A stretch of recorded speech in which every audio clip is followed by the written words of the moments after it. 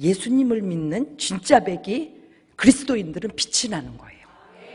어떤 소리가 있어도 우리는 갈 곳이 있어요. 목적이 정확해요. 흔들리지 않아요. 그러니까 더 빛나는 거야. 더 아름다운 거야. 할렐루야. 우리가 있는 그 어떤 곳에서도 그 주님의 향기 쫙 풍겨. 어떤 사람은 구린내 피우지 말라는데 그게 뭐 마음에 상합니까? 구린내 피우지 말아야지. 맞습니까? 예수의 향기, 그 가시가 찔르고 찔릴 때 예수의 향기를 쫙 이렇게 풍기면 얼마나 아름답냐고. 짧은 인생 살면서 향기 나타내면서 천국까지 가는 겁니다. 아멘. 아멘. 너무너무 아름답고 우리 성도들이 이 자리에 이렇게 계시다는 거, 요거 하나만으로도 감사가 주님 앞에 올려집니다. 오늘 하나님의 전에 나오신 사랑하는 성도 여러분, 주님의 이름으로 환영하고 축복합니다. 잘 오셨습니다. 잘 오셨습니다. 잘 오셨습니다. 우리 옆에 분들하고 인사를 이렇게 할 거예요. 뭐라 그러냐? 내 인생의 최고의 선택은 하나님 나라야. 너도 그렇지? 이렇게. 시작!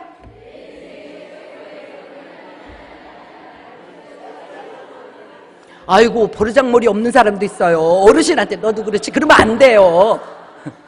예수 믿을수록 예절이 있어야지. 네. 우리는 이제 구약을 하나님께서 주신 거예요. 구약에서 룻기를 오늘부터 이제 말씀을 하나님이 주신 그 말씀을 들을 거예요.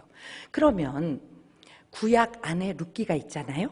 그러면 그것만 쏙 빼서 이렇게 알면 전체 이렇게 흐름을 모르는 거예요. 그래서 제가 오늘 말씀을 이렇게 전하기 전에 이 성경, 여러분, 우리 손에 있는 이 성경이 어떻게 나한테 오게 됐는지 요거부터 말씀을 드리려고 해요.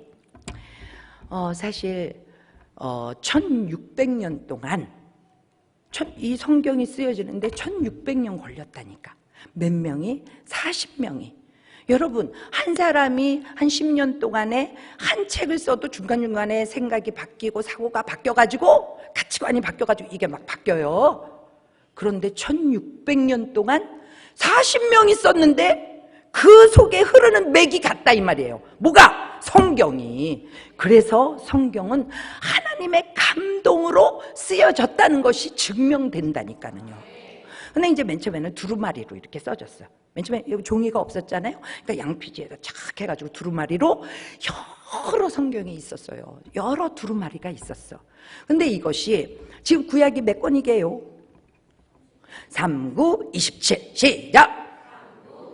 3구는 구약, 27은 신약 이렇습니다. 그래서 모두 66권이에요. 그죠?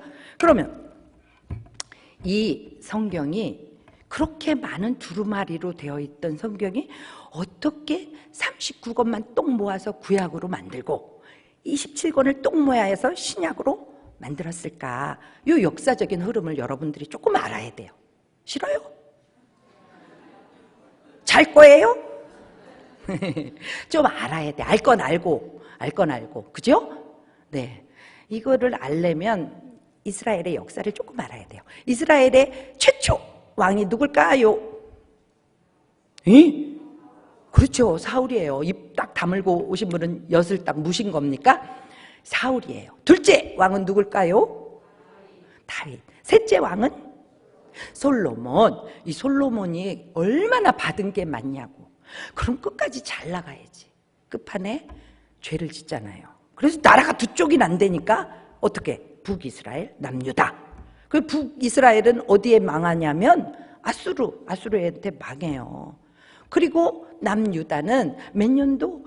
그러니까 BC 539년이 아니야. 587년. BC 587년.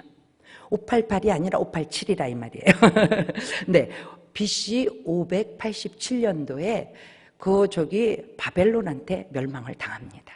바벨론은 누가 잡아먹었냐? 바사가 어떤 나라냐면 페르시아. 아시죠? 페르시아가 먹어요, 바벨론을. 그러면 그 페르시아는 누가 먹었을까? 알렉산더가 먹는다니까. 여러분들 알렉산더 대왕 많이 들었잖아요. 알렉산더 대왕은요, 그 짧은 시기에 그냥 이 이집트로부터 시리아 저기까지 쫙 다 잡아먹었어요. 그랬는데 요즘 막 유행하는 게 전염병이잖아요. 전염병에 금방 후계자 못 만들어 놓고 그냥 죽어버립니다. 그러니까 그의 부하로 있던 프톨레미하고 셀주크하고 이 둘이서 딱 이렇게 땅덩어리를 둘이 딱 차지합니다. 근데 이제 프톨레미는 어디를 차지하냐면 이집트 아시죠? 이집트와 시리아. 그러니까 이스라엘은 어디에 들어가요? 프톨레미의 그 아래, 권력 아래로 들어갑니다. 그래서 이스라엘 백성들이 디아스포라 아시죠? 디아스포라가 뭐예요? 다 흩어져서 지내가지고 그 사람들이 자기네 나라 말도 다 거진 잊어버렸어요. 그럴 때 프톨레미 2세가 알렉산드리아라는 그 지역에서 랍비들을 70명을 모읍니다. 그래가지고 그 성경이 이게 이스라엘 말로 써져 있는 걸 그 사람들이 모르니까 이 헬라어로 다시 번역을 해라. 그래가지고 70인역이 된 거예요. 70인역, 70명이 번역을 해가지고 만든 게 여기 39권. 이것이 언제 이것이 확정이 됐냐? 이거는요, AD로 가는 거예요. AD 90년으로. 여러분, AD 90년이면요, 벌써 신약이 막 다 써질 때예요. 신약에 그 서신서들 다 써지고 복음서가 막 거진다 이렇게 끝나갈 때, 그때 이 구약 39권이 얌니아 그 랍비 회의에서 딱 확정이 됐다 이거예요. 아셨죠? 조금? 이 구약이 어떻게 해서 나한테 왔는지 그때 딱 정해졌어요. 그런데 신약은 언제 됐을까? 신약은 카르타고 공예라고 있어. 카르타고 공예. 그거는 AD 몇 년도냐면 397년도. AD 397년도에 그 카르타고 공예에서 27권, 그 많은 것들 중에 27권을 딱 확정 이렇게 해서 그거를 정경이라고 그래요. 그래서 오늘날 우리의 손에 이 66권의 성경이 딱 왔어요. 그러면 구약 39권을 조금 이렇게 세 둥치로 나눠 그 모세 오경을 포함해가지고 역사서가 있어요. 에스더까지가 역사, 창세기부터 에스더까지가 역사예요. 그 다음에는 뭐예요? 욥시편, 잠언, 전도, 아가서. 여기를 뭐라 그래? 시가서라고 그래. 그리고 다르게 말하면 성문서 이렇게 말해요. 그리고 그 다음엔 뭐예요? 소선지서, 대선지서, 선지서라고 그래. 그렇게 세 동네로 나누어서 구약이 딱 세워진 거예요. 그 중에 욥기는 어디에 속하냐? 이 욥기가요, 여기 지금 우리 70인 역에는 역사서에 들어가요. 그런데 히브리 성경에는 히브리 인들은 성문서에다 집어넣었어요. 그 얘기가 뭐냐면 성문서는 좀 문학적인 그 내용이 좀 이렇게 구성이 되어 있다 이런 얘기거든요. 역사서는 뭐예요? 역사적으로 근거가 있다 이런 거잖아요. 그러니까 요게 두 개가 같이 연결이 되니까 이 욥기는요 조금 문학적이면서 역사적인 근거도 있는 책이다. 아시겠어요? 네, 이거를 이제 오늘부터 나갈 거예요. 근데 이 욥기는요 딱 4장, 달랑 4장밖에 안 돼요. 근데 이 욥기는 누가 썼는지 언제 썼는지 이런 것도 잘 몰라요. 그런데 이 욥기서를 읽다 보면 이 시대에 이 시대를 배경으로 기록을 했구나라는 걸 알 수 있어요. 그게 언제냐면 이 룻기 1장 1절 다 같이 한번 읽어보실까요? 룻기 1장 1절 시작. 아멘. 사사시대죠. 사사들이 치리하던 때, 그러니까 욥기의 배경은 사사들이 치리하던 때구나. 이 정도는 머리에 집어넣어야 돼요. 근데 이 욥기 4장 뒤에 맨 뒤로 가면 다윗의 족보가 짜라락 나와요. 그러면은 언제 썼다는 거예요? 솔로몬은 안 나와. 그러면 다윗과 솔로몬 그 사이에 썼구나. 누군지는 모르지만 썼구나 이런 걸 알아요. 그런데 제가 이 성경은 하나의 맥으로 쫙 흘러간다 그랬죠. 구약은 오실 예수님, 신약은 오신 예수님, 계시록은 오실 예수님. 아멘. 아멘이에요. 그러면 욥기는 뭔 얘기가 들어있을까요? 사실 욥기를 이렇게 보잖아요. 그러면 한 가정이 망했다가 조금 흥해지는 그리고 거기에는 약간의 러브 스토리 이런 것들이 들어가는 거예요. 그렇게 읽으면 그냥 여러분 소설 하나 읽는 거예요. 그런데 이것이 정경으로 채택이 된 이유가 있다니까는. 이 안에 뭐가 있어요? 구속의 비밀이 들어있어요. 우리가 이 룻기를 들으면서 머릿속으로 깨달아야 될 것, 그것이 구속의 비밀을 깨닫는 거예요. 아멘? 깨닫는 게 은혜예요. 오늘 왔다가 눈만 껌뻑껌뻑하고 가면 아무 은혜도 못 받는 거예요. 그렇구나. 주님이 그걸 말씀하시려고 했구나. 그럼 나는 이제부터 이렇게 살아야 되겠구나. 이러면서 말씀을 듣는 거예요. 그러니까 말씀 들을 때 눈 꼭 감고 계시면 돼요? 안 돼요? 안 돼요. 눈을 깜빡깜빡하고 그럼 눈도 좋아진다니까. 무릎을 딱 두들기고 그러면 그냥 근육이 땡땡해진다니까. 아셨죠? 고개를 끄덕끄덕하면 어떻게 돼? 목 디스크도 없어질 수도 있어요. 할렐루야! 아멘. 자, 그러면 한번 룻기로 들어가겠습니다. 다시 한번 읽어보십시다. 룻기 1장 1절 시작. 사사들이 치리하던 때에 그 땅에 흉년이 드니라. 아멘. 사사들이 치리하던 때에 흉년이 들었다. 사사들이 치리할 때 뭔 일이 있었는데 흉년이 들었냐? 우리는 이것이 궁금해져야 돼. 우리가 살고 있는 이때에 흉년이 들었어. 이건 또 왜 흉년이 들었지? 우리의 삶에는 늘 퀘션 마크. 왜 그러지? 이게 있어야 돼요. 그런가 봐. 그러고 살면은 변화가 없어. 우리는 그 문제를 해결하고 그리고 새로운 걸 발견해서 그것으로 인해서 기뻐져야 돼. 아멘. 그리고 새로운 목적을 발견해야 돼. 이것이 인생 사는 재미예요. 아멘. 자, 보세요. 사사들이 치리하던 때 어떤 일이 있었는가? 사사기 21장 25절 읽겠습니다. 사사기 21장 25절 시작. 그때에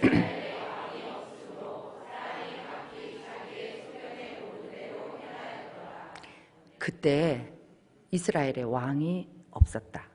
아니, 가만히 생각을 해보면 사사시대에는 하나님이 다스렸던 때예요. 하나님이 사사를 뽑아서 그때마다 사사를 뽑아서 하나님이 원하는 방법으로 치리했던 때예요. 그럼 왕은 누구예요? 하나님이지. 근데 여기 이스라엘의 왕이 없으므로 자, 죄송합니다.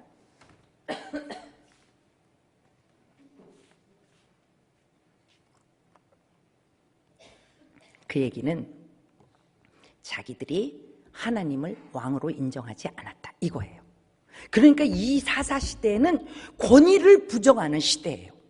하나님뿐이 아니야. 모든 권위를 인정을 안 해. 그러니까 여기 뭐라 그러냐면 자기의 소견에 옳은 대로 행하였더라. 그게 뭐예요? 내가 왕 된 거예요. 요즘 시대하고 똑같지 않습니까? 우리가 살고 있는 이 시대 아버지의 권위 다 없어졌어요.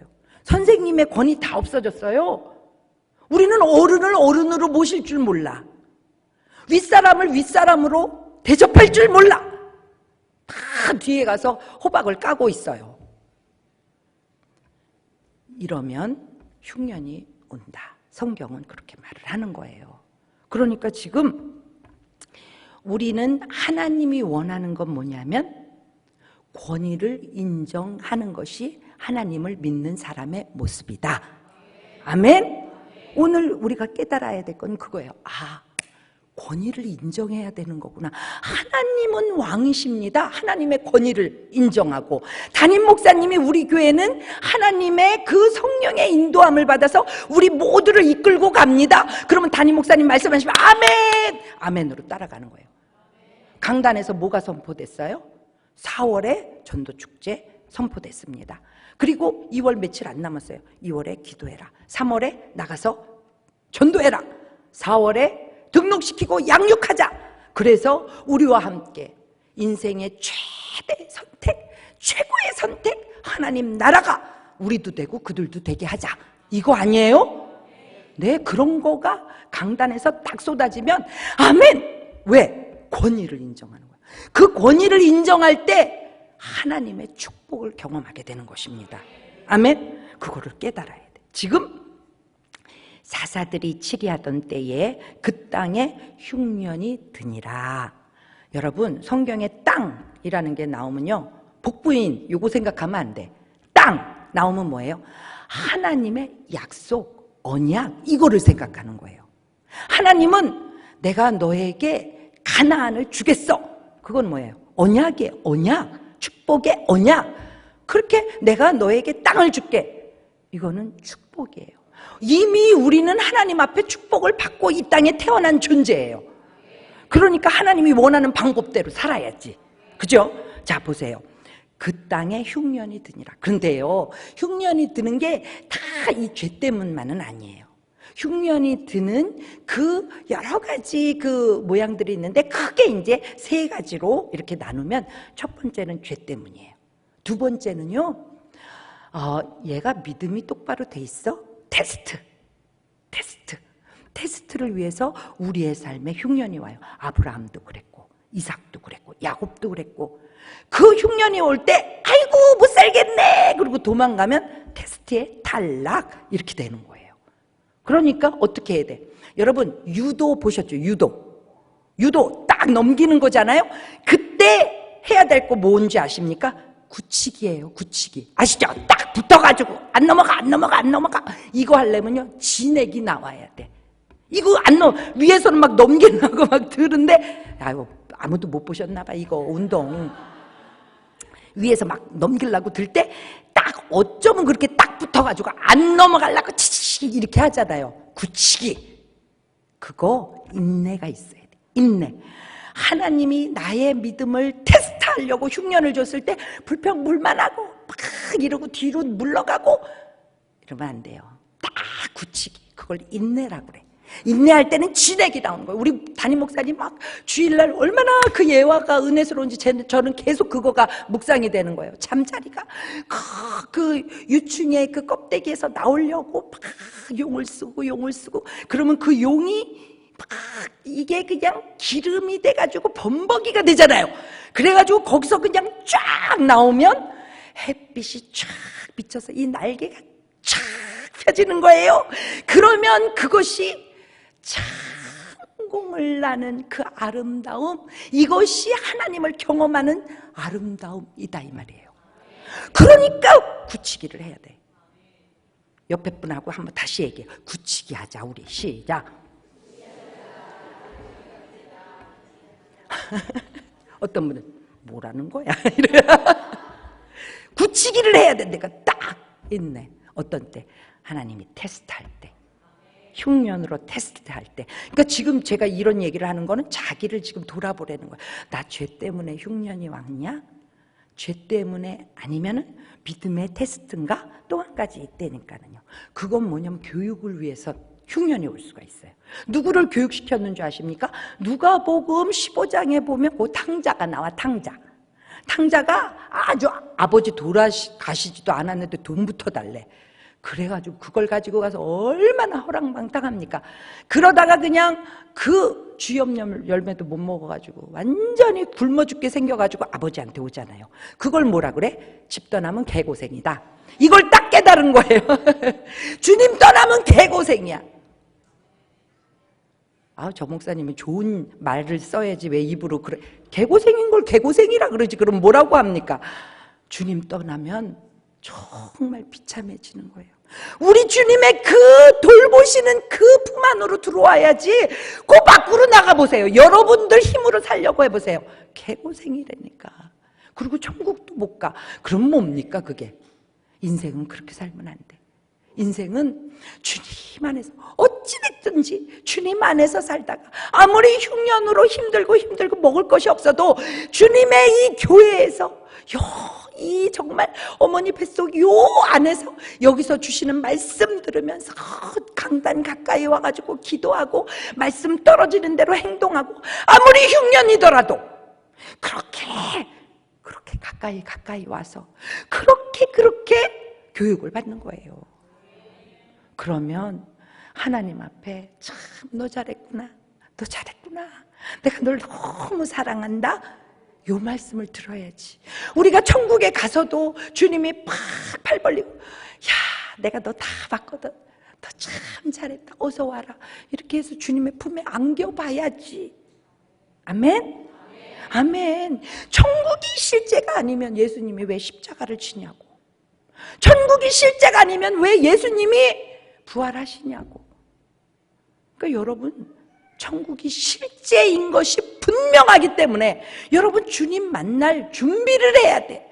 그 품에 안길 준비, 뭔 근거가 있어야지. 주님 만나가지고 눈만 깜빡깜빡 할 거예요. 뭔가가 주님 품에 안겨서 주님이 내 눈물도 다 닦아주시면 내가 너 다 알아, 뭐 이런 게 좀 있어야지. 맞습니까? 아멘이에요. 자, 보세요. 흉년이 드니라. 그러니까 흉년은 세 가지로 올 수 있다, 이런 말이죠. 유다 베들레헴에, 유다의 뜻이 뭐예요? 찬송. 유다는 유다 지파를 말하죠. 거기에서 누가 나와? 다윗 임금이 나오고 예수님이 나온다, 이 말이에요. 지금 베들레헴이라는 이 동네는 떡집, 떡방, 이거는 뭐예요? 말씀은 이꼬로 누구? 예수 그리스도.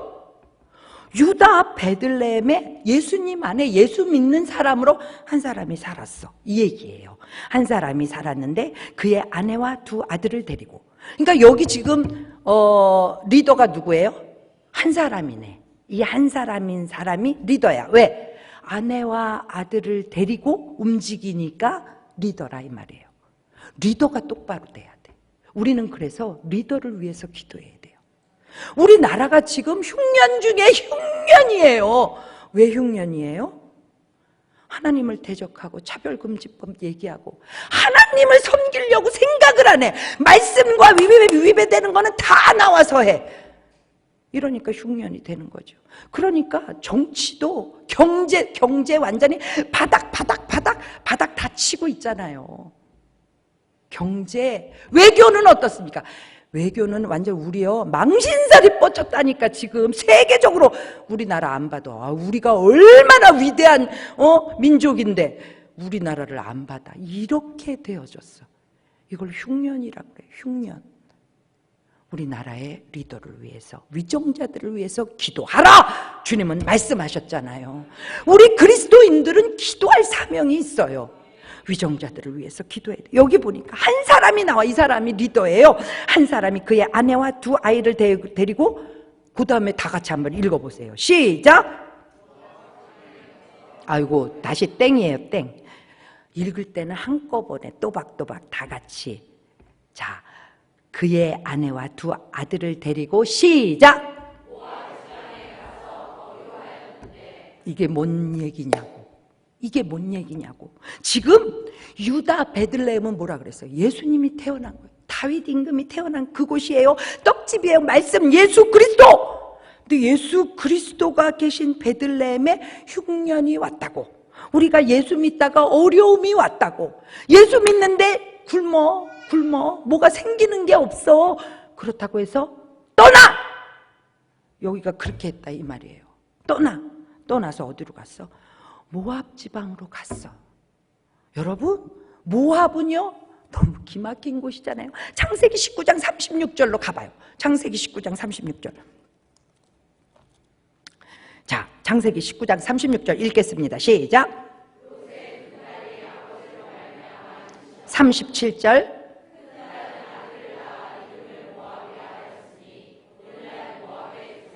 아멘. 우리가 너무 잘 알고 있는 얘기예요. 딸하고 아빠하고 그래서 아기를 낳대. 그게 모압이에요. 모압. 그리고 둘째 딸은 암몬을 낳았어. 이거예요. 근데 신명기 23장, 제가 좀 찾아볼게요. 신명기 23장 3절에 보면 제가 읽어드릴게요. 암몬 사람과 모압 사람은 여호와의 총회에 들어오지 못하리니 그들에게 속한 자는 10대뿐 아니라, 우리 하나님은요 3, 4대까지 이렇게 벌을 해도 3, 4대까지 하고 축복은 1000대까지 주시는데 여기 뭐라 그래? 10대뿐 아니라, 10대도 안 돼 이렇게 말한 거예요. 10대뿐 아니라 영원히 여호와의 총회에 들어오지 못한다. 어디에 나와? 성경에 나와. 그런 데를 갔다 이 말이에요. 여러분, 이렇게 옮겨갈 때요 생각을 잘 해야 돼요. 우리는 아이고 여기서 살다 보니까 이거 굶어 죽게 생겼네. 그러니까 저쪽으로 가야 되겠어. 옮기는데 이것도 한 3가지 유형이 있어요. 첫 번째 유형은 배고프니까 먹을 거 찾아서 떠나는 사람이 있어. 옮기는 사람 중에. 두 번째는 하나님이 안 보여. 하나님을 몰라. 그래가지고 막 옮겨 다녀. 세 번째는 자기의 욕심 따라서 막 옮겨. 나 여기 가면 조금 뭐 있어 보이고 막 이런 것 때문에 막 옮겨 다녀요. 여러분, 예수 믿는 사람은, 복된 사람은, 갈 곳이 분명한 사람은 교회 옆에 살아야 돼. 하나님의 이 만들어준 교회 공동체 이 옆에 다 붙어서 살아야 돼. 왜? 내가 직장에 가서 여러 가지로 힘들 때 하나님의 교회에 와서 말씀 듣고 회복되고 기도하고 새 눈이 열리고 교회에서 다 이게 되는 거예요. 공동체 안에서 서로 격려하고 이게 다 교회에서 되는 거예요. 나만 되나요? 내 아내도 변화되고 내 자녀들은 어때? 자녀들 학교까지 내가 쫓아갑니까? 내가 다 관리합니까? 안 돼요. 집 나가면 모르는 거예요. 그거 누가 관리해? 교회 안에서 하나님의 말씀으로 아이들이 무장되고 정신이 똑바라져가지고 그 아이들이 학교에서도 옳은 소리 하는 아이들로, 자신감 있는 아이들로 성장하려면 교회 안에 딱 붙어 있어야 된다 이 말이에요. 그러니까 막 아무데로 막 이사 다니면 안 돼. 그렇게 여기 그러니까 리더가 돼가지고 한 사람이 유다 베들레헴에 하나님의 집 근처에 살다가 그냥 눈에 보일 때 아이고 저기 가서 살면 밥 좀 먹겠네. 그래가지고 모압 지방으로 갔다 이 말이에요. 여러분, 이스라엘 지도를 이렇게 딱 보면, 여러분들한테 지도 보여주고 싶어도 여기가 너무 밝아가지고 지도가 안 보여. 지도를 머릿속으로 제가 생각할 수 있도록 그림을 그려줄게요. 이스라엘은요, 이 지중해가 있고, 지중해, 그 다음에 여기 이렇게 요단강이 있고 그 밑에 사해가 있어. 근데 요단강 위에는 갈릴리가 있어.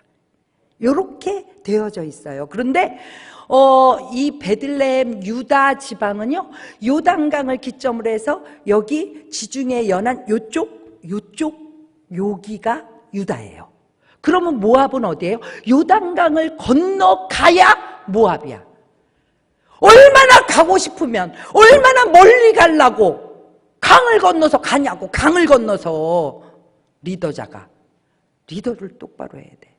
여러분들은 다 리더예요. 여러분, 리더가 똑바로 서지 못하니까 어떤 일이 있냐. 근데 지금 그 리더에 대한 설명을 다시 또 합니다. 2절 다 같이 읽겠습니다. 시작. 그 사람의 이름은 엘리멜렉이요. 그 사람이 누구? 그 한 사람, 리더의 이름이 엘리멜렉이에요.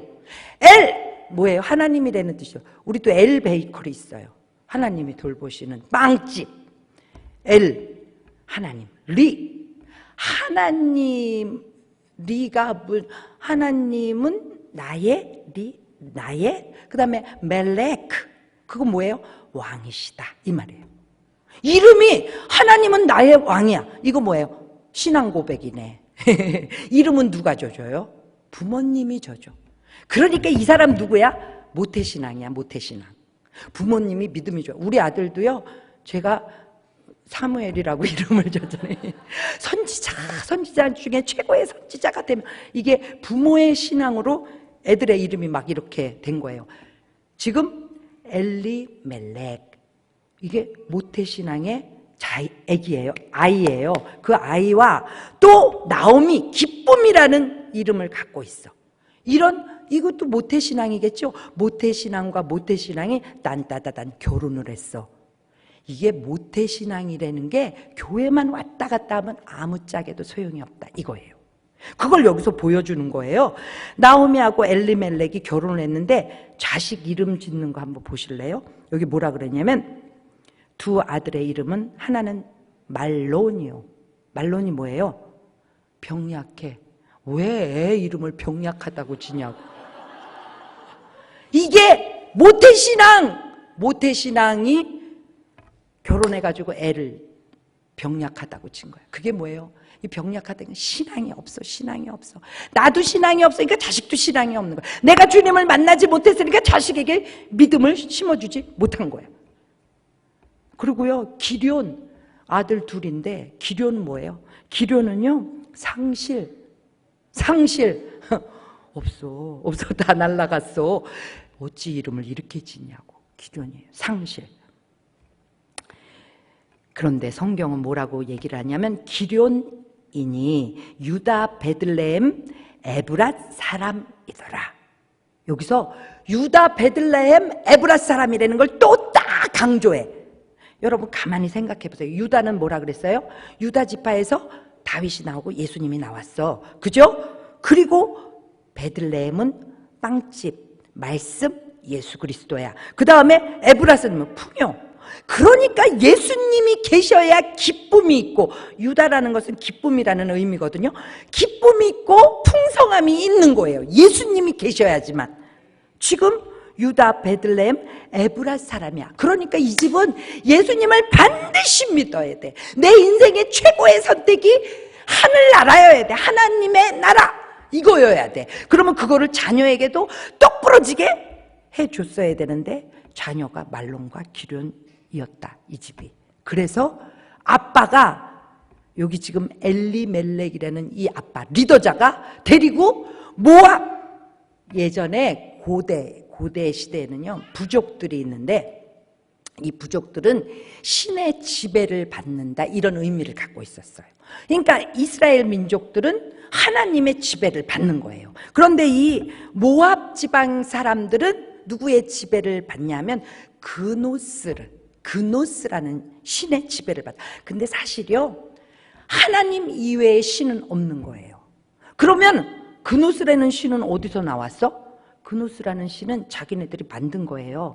만들고 그노스라고 그래. 그리고 그 앞에 가서 막 절하고, 이 그노스는 잔인한 신이라고 자기네들이 막 인식을 해서 머릿속에 입력을 했어. 잔인하고 포악해. 그러니까 이 사람의 이 신의 마음을 움직이려면 자식을 번제로 바쳐야 돼. 인신 제사 이게 있는 거예요. 그게 미친 짓이죠. 하나님만이 신인데 자기들이 만들어 신을. 그리고 그러니까 하나님 이외의 다른 것들은 다 마귀요 귀신들이라 이 말이에요. 마귀와 귀신들을 다 신이라고 만들어 놓고 그 앞에 자기들이 엎드려 가지고 자기들 스스로 자기를 묶어. 이게 인간이 얼마나 멍청한지 알 수가 없어. 주님을 떠나는 순간 다 이렇게 멍청이가 되는 거예요. 꽁꽁 묶여도. 제가요 제 친구 중에 이사를 가야 되는데 나를 잡아야 된대. 얘 이사 가는데 왜 나를 잡아? 그냥 가. 못을 박을래도 뭐 못을 박아야 되고 뭐 어쩌고저쩌고 막 이런 얘기를 해요. 왜 그래? 잘못 박으면 뭐 아주 어려움이 오고. 이렇게 묶여 살아. 그래서 야야 그런 거 다 때려쳐. 나봐. 예수님 믿으면 그런 거 무슨 나를 잡냐? 못을 받는 거 그냥 텅 박으면 돼. 날 그냥 이사 가면 돼. 내 필요 안 돼. 왜 스스로 묶이냐고.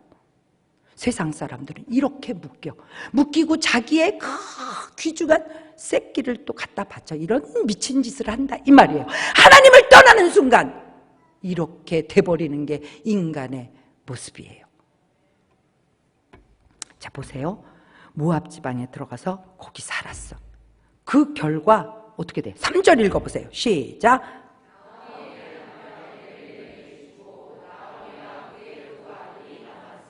어이구, 리더자가 하나님이 주신 사명에서 떠나서 그 사명을 감당하지 못하니까 이런 일이 벌어지잖아요. 여러분, 이게 아니 여기 살고 있는데요? 안 죽었는데요? 사람들이 그래요. 아담과 하와가 선악과를 따먹으면 너희는 반드시 죽으리라. 그런데 어떤 사람들은 죽기는 뭐가 죽었어요? 그 사람들 나와서 그냥 계속 살고 자식도 낳고 했잖아요. 여러분, 분명한 걸 알아야 돼. 창세기 3장 19절 가봐요. 창세기 3장 19절. 다 같이 창세기 3장 19절 없나요? 네, 다 같이 읽겠습니다. 시작. 내가 흙으로 돌아갈 때까지 얼굴에 땀을 흘려야 먹을 것을 먹으리니 내가 그것에서 취함을 입었으리라. 너는 흙이니 흙으로 돌아갈 것이니라 하시니라. 이 얘기가 뭐예요? 하나님이 흙으로 사람을 만들고 그 코에다가 하나님의 생기를 불어넣어서 생명이 됐잖아요. 그래서 하나님의 형상을 닮아서 지혜로워지는 거예요. 그래서 거룩해지는 거예요. 그래서 존귀해지는 거예요. 하나님의 말씀을 버리고 자기가 스스로 하나님을 버려버리고 마귀한테 자기가 스스로 가서 동여매물 당해. 그러니까 그거는 살아있어도 죽은 거다 이 말이에요. 너는 흙이니 흙으로 돌아가. 너는 천국에 갈 수 없어.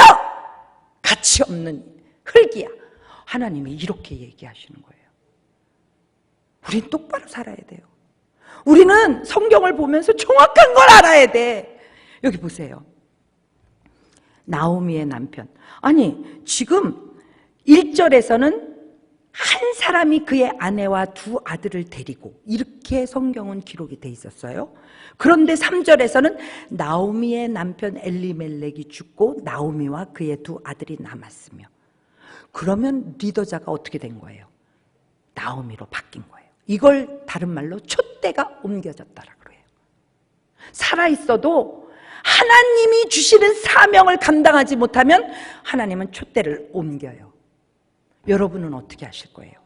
촛대를 옮김을 당할 거예요? 아니면 내가 어떤 경우에라도 진액을 내가 그냥 짜내서라도 내가 하나님이 주시는 그 사명을 완수하고 하나님이 주시는 그 촛대를 내가 반드시 지켜서 그 촛대로 인해서 하나님의 빛을 쫙 나타내는 믿음의 멋진 거장이 돼야지, 이렇게 할 거예요? 그럼 이렇게 살아야 돼.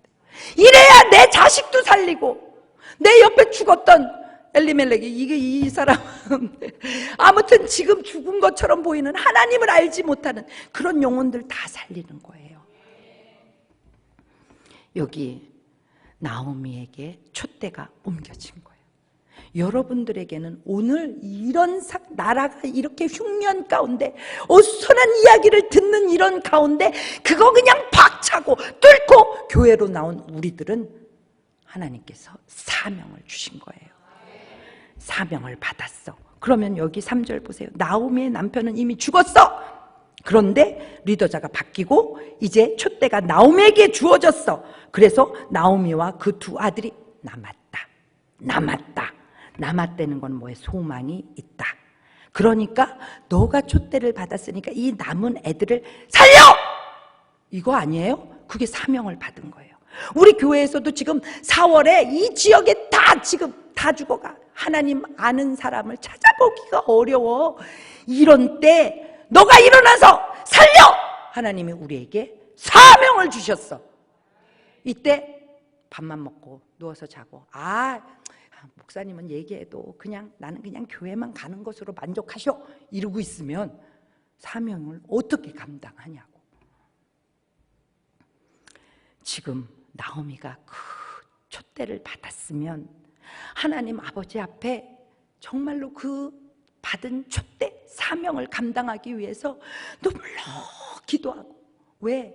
흉년은요 뚫고 나가는 방법이 있어야지. 흉년을 대하는 믿음의 사람들은 그 흉년을요 그냥 없었던 거야, 몰라, 이렇게 외면하는 게 아니라 믿음의 사람은 직진하는 거예요.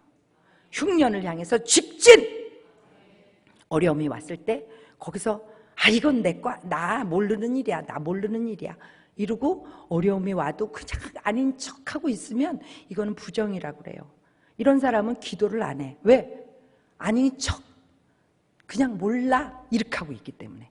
그런데 흉년을 향해서 직진하는 사람들은 이 흉년을 통과하려는 그 하나님을 바라보는 열정이 있기 때문에 기도하는 거예요. 하나님, 지금 흉년이 왔지만 주여, 저는 이 흉년을 믿음으로 뚫습니다. 뚫어 이러면서 기도하고 진액을 쫙 빠지고 성령이 쫙 오시지. 성령을 받는 기회가 흉년이에요.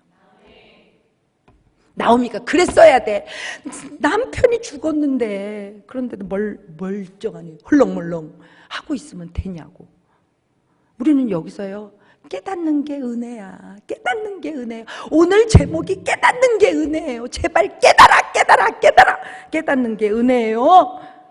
하나님 앞에 엎드려서 기도하면서 그 흉년을 뚫고 나가는 그런 저력이 믿음의 저력이다 이거예요. 그랬는데 4절 다 같이 읽어봐요. 4절 시작. 아멘. 이게 무슨 황당한 짓을 하는 거예요. 촛대를 줬으면 기도를 하고, 야, 얘들만 남았으니 내가 잘못 왔다. 그러니까 나는 다시 베들레헴으로 가야 돼. 내가 그냥 굶어 죽어도, 야, 니네들 여기 안 돼. 모압 땅 이거 배울 점 없어. 야, 아빠도 이렇게 됐잖아. 우리는 그러니까 하나님 믿을 분은 하나님밖에 없어. 야, 가자. 이래가지고 자식을 딱 손에 잡고 베들레헴으로 강을 건너 와야지.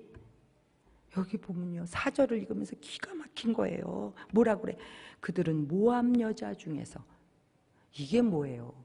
결혼을 똑부러지게 못 시키는 거지. 이게 믿음의 결혼을 안 시키는 거예요.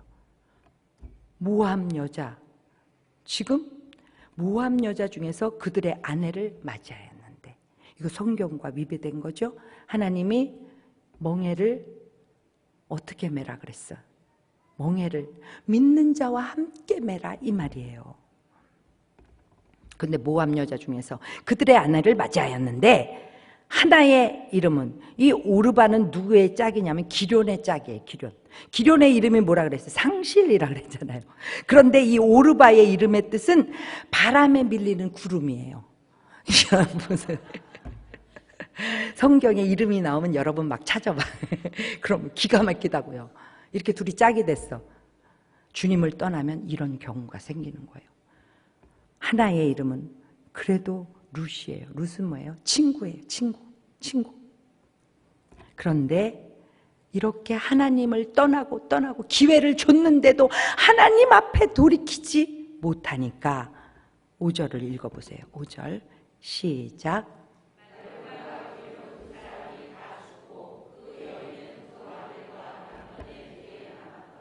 여러분들에게 하나님께서 리더자로 세울 때, 기회를 줄 때, 촛대를 맡겼을 때, 사명을 맡겼을 때 정신을 차리고 지금 살리려고 목적을 세워야 돼요. 내 인생의 최고의 선택은 하나님의 나라야. 그러니까 내 주위의 모든 사람들도 하나님의 나라가 될 수 있도록 그들을 깨워 일으켜야 돼. 그죠? 그것만을 목적으로 세우면 그 옆에 모든 것은 다 정리가 되는 거예요. 정리. 인생은 이렇게 정리하면서 가는 거예요. 그랬는데 나오미가 그렇게 못했어. 그러니까 5절에 뭐 어떻게 해요? 생떼 같은 자식 둘이 다 죽었잖아.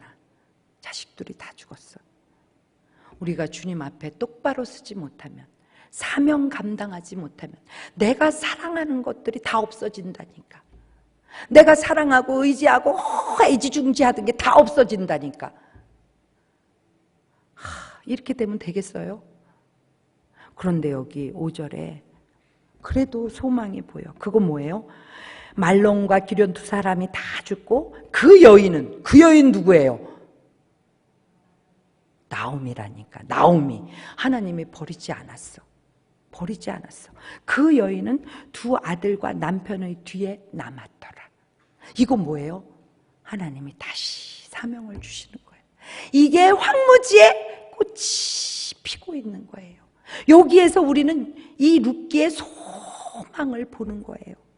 오늘 우리나라가 이렇게 참혹하게 되고, 여러분 나라를 생각하면 할수록 가슴이 그냥 무너져 내린다니까.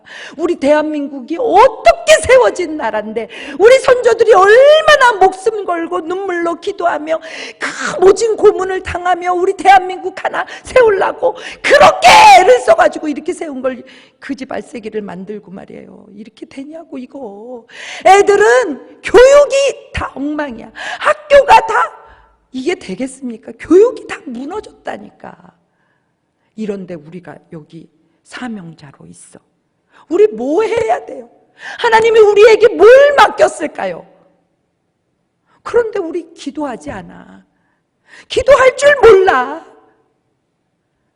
기도는 불가능을 가능케 하는 능력이에요. 우리 하나님은 내 기도를 들으시고 시행하신다 이 말이에요. 여러분들을 그래서 세웠어. 여러분들에게 기회를 줬어. 지금 다 황폐해지고 나라가 이렇게 엉망이 됐다 할지라도 오늘 하나님의 교회에 우리가 이렇게 모였어. 이것이 남은 시예요. 우리가 시예요. 우리들이 기도해야 돼. 우리들이 일어나야 돼. 정신을 차리고 나에게 남겨진 그 사명 내가 감당할 수 있도록 주님 앞에 엎드려 기도하고, 우리가 골방에서 기도해도 우리 하나님은 다 보신다니까. 우리가 주님 앞에 진심으로 엎드려 기도할 때 하나님이 그걸 들으시는 거예요. 그래서 우리 대한민국은 망하지 않아요. 기도하는 우리들이 있잖아. 그죠? 영혼 살리려고 그 추위에 나가가지고, 저도요, 전 목사인데도 나가면 막 추워가지고, 주보가 이렇게나 많아. 막 이거 다 나눠주려면 이거 어떡하나. 우리 성도들 얼굴을 쓱 보면요, 이거 문제 아니야. 이러고 막 어이구, 다 나눈다니까. 우리 새중앙교회, 하나님 앞에 서 있는 새중앙교회가 있기 때문에 우리 대한민국은 일어섭니다. 대한민국이 반드시 일어나서 세계 열방에 하나님의 사람들이 다 가야 돼. 세계 열방에. 그래서 그 하나님이 그 영혼들을 위해서 그렇게 예수 그리스도를 이 땅에 보내 참혹한 십자가를 지면서 그 영혼들 살리려고 천국문을 열어놓으셨잖아요. 그러니까 우리가 그 일을 감당하는 거예요. 우리의 인생에 해야 될 일 뭐예요? 그 하나님의 나라로 너도 가자, 너도 가자, 너도 가자, 다 가자 이러고 가는 게 우리의 삶의 목적이에요. 아멘. 이제는 여러분들 허탄한 거 버려. 쌀데기 없는 거 버려.